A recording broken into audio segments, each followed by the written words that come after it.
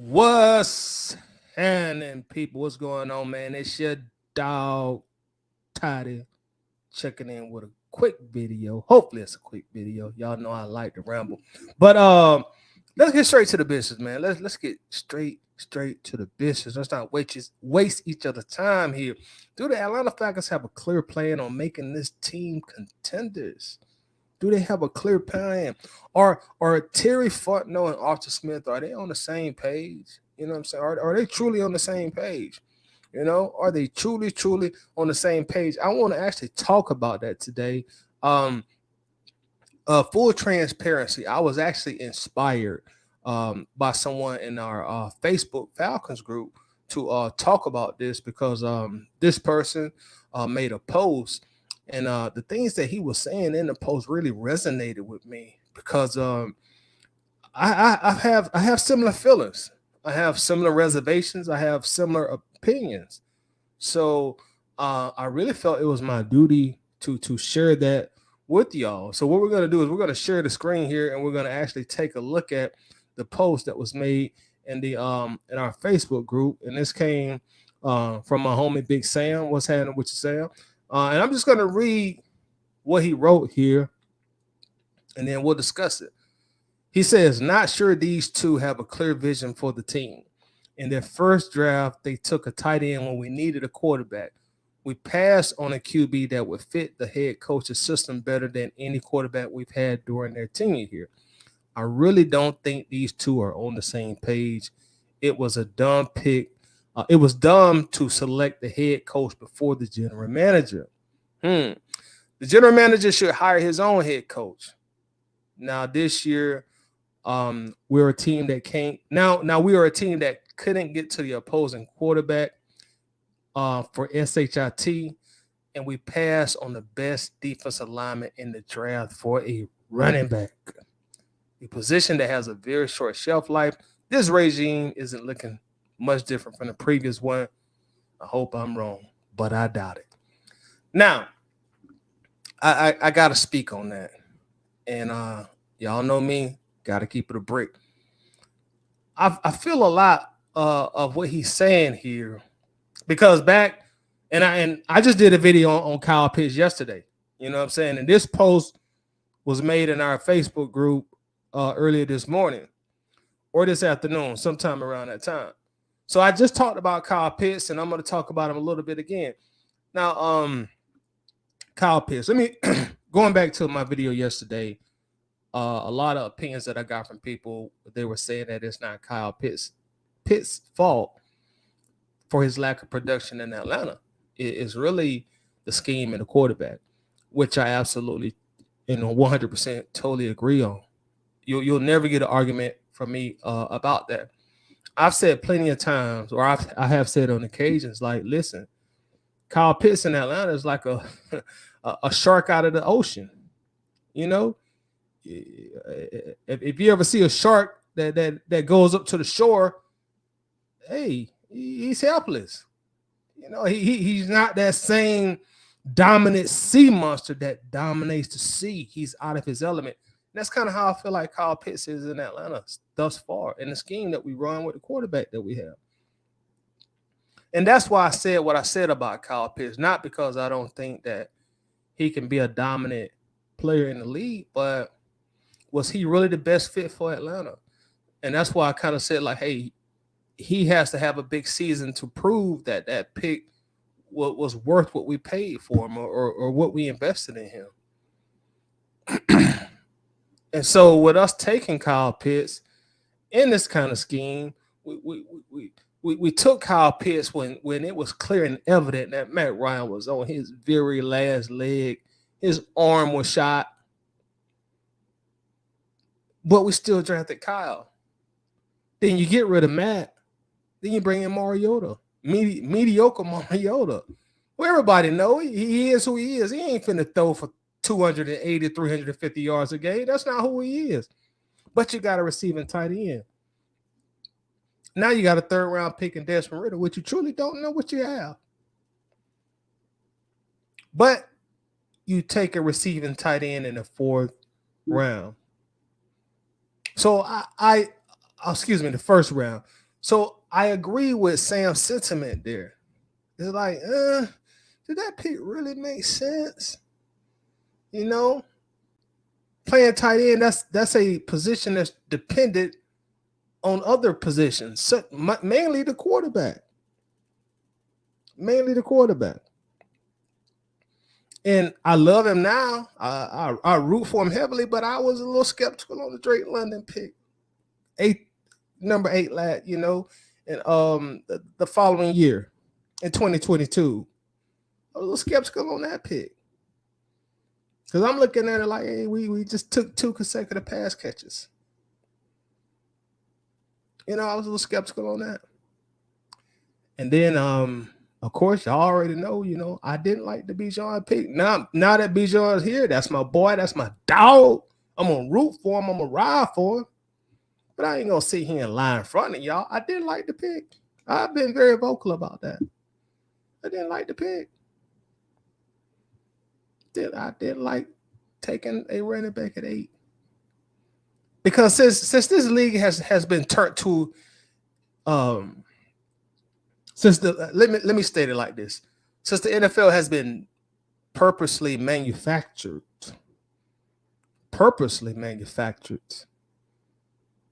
to be a quarterback bias league.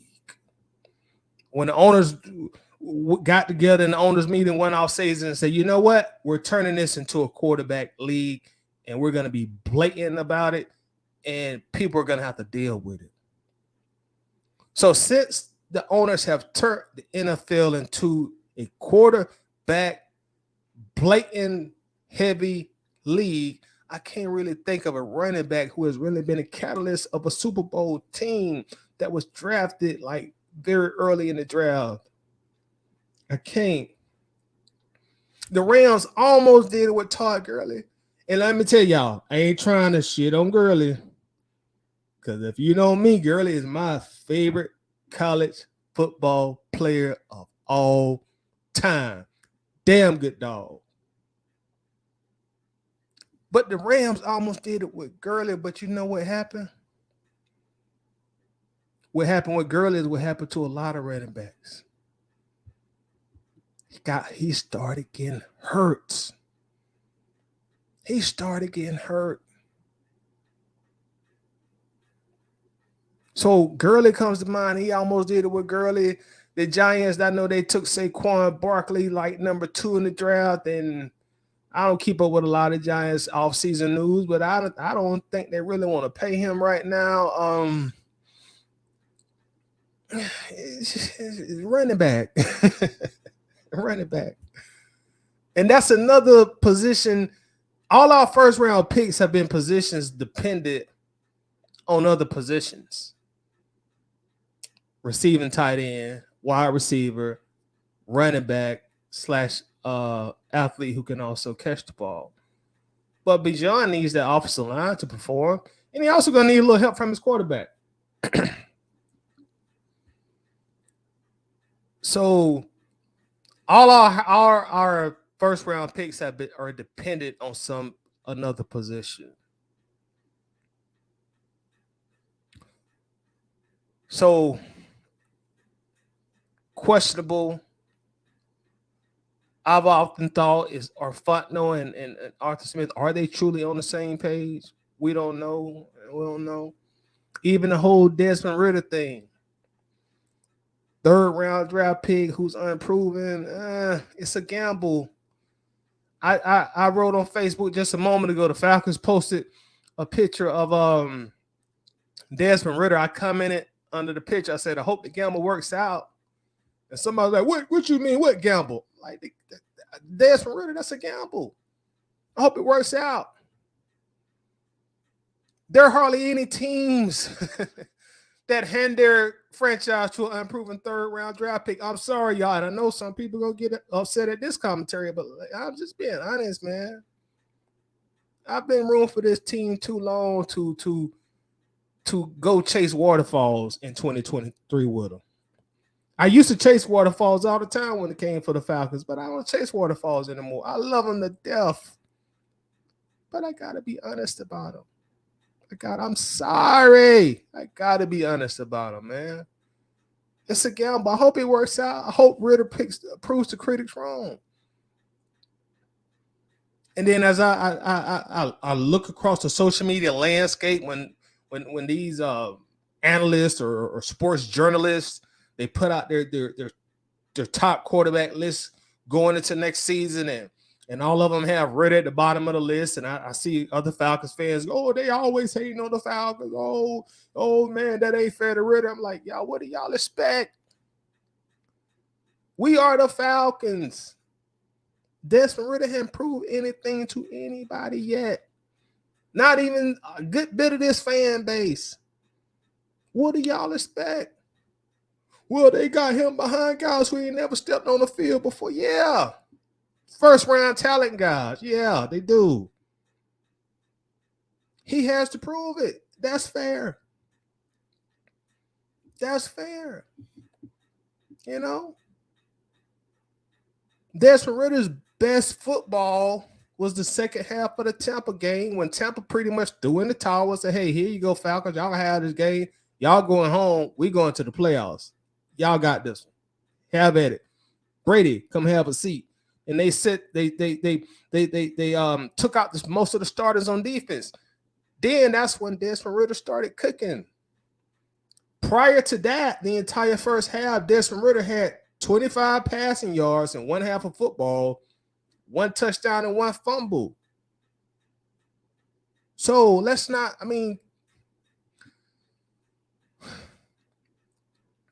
kid ourselves and act like a lot of these outside publications don't have valid points when they have skepticism about the Falcons, when they have skepticism about Desmond Ritter. Do I think the Falcons are going to be an improved team this year compared to last year? Absolutely.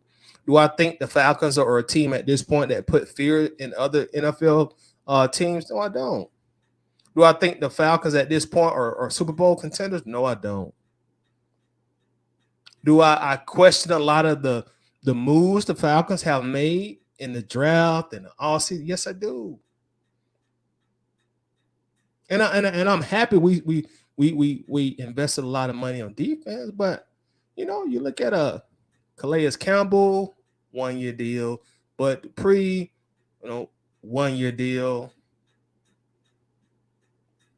So a lot of those picks that we picked on, a lot of the guys that we brought in on defense, they're just here on 1-year deals. So that means next year we got to go back and spend some money. So it begs me to question the motives of Arthur Blank. Like, why does Blank always hire the head coach before the general manager? Why not hire the general manager and let him have a good deal of input on his head coach? I think Blank does that so he can kind of pull him and McKay. They can kind of pull strings in the back. I don't know. That's just my conspiracy theory. But I figure traditionally, you want to bring your GM in and you let him have at least a hand, somewhat of a say-so, somewhat of an opinion, somewhat of a suggestion as into who's going to be the head coach. I think that brings a better natural chemistry. I think that's just my opinion.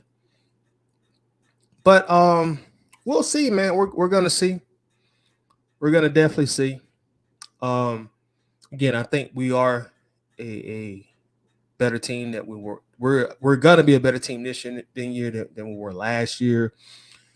I'm going to drop my prediction on our season before the season starts. I do that every year now. I do a live stream and I give y'all my predictions. I've done it the last 2 years. I'll do it again this year at some point in the off season.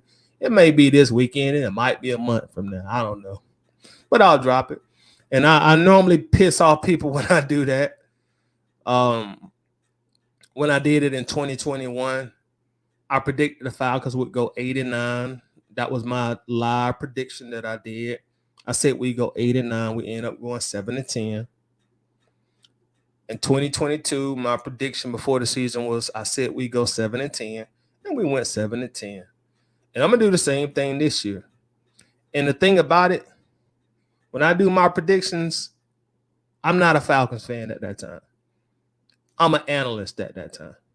So I take off my Falcons shades, I take off my Falcons hat, I put it all to the side, and I give you my unbiased opinion based on what I see from our roster, what I see from the draft, what I see from our offseason acquisitions and our coaching staff.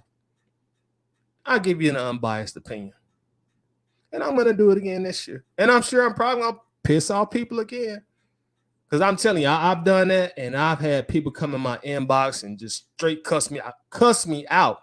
How dare you? You're supposed to be setting an example. You just cussing me out. I'm like, bro, what, you don't want me to be honest? I can't be honest. But I'm going to do it again. And like I say, I'm going to do it as a unbiased fan. Now, if I think we're going to lose a game, I'm going to say, look, I think we're going to lose this one, y'all. Back-to-back road games, yeah, we probably going to take an L on this one. But I think we're going to win the game. I said, yeah, man, it's Ricky quarterback. We're going to beat him. But finishing up, man, I felt a lot of what Sam was saying on this post because I be thinking the same thing. Like, is the GM and the head coach on the same page? I mean, they give cool interviews. I like their chemistry in the interviews, but are they truly on the same page? A lot of questionable things here, man. A lot of questionable draft picks. And I hope this time next year, when I'm making a similar video around this time, I'm hoping that I can say, you know what, the Falcons proved a lot of my skepticism to be invalid because they had a fantastic year. I hope that's the case. But I can't lie on how I feel now. And I felt a lot of what Sam wrote in his comment. Even though they roasted my boy in the comment section. They roast him in the comment section. Yeah, y'all know how some Falcons fans are. Some Falcons fans feel like we're gonna go 15-2 every year and we're gonna win a Super Bowl every year. You know, bless their hearts. But yeah, I apologize. This has been a long video, longer than I anticipated it to be. If you watching at this point, shout out to you. Much love to you because you definitely are supporting the channel a great deal, and I greatly appreciate it, and I greatly thank you for that. As always, like the video. Make sure you like the video. If you appreciate the video and the content that we be dropping here on Atlanta Bird Game, make sure to give your dog a subscribe to the channel, you know, and we'll continue to drop content for you, man. We're gonna drop content all off season. We ain't gonna be just dropping videos once here 3 months. You know, we're gonna be here now and throughout the season. Much love to everybody. I'll see y'all the next time I see y'all. Peace.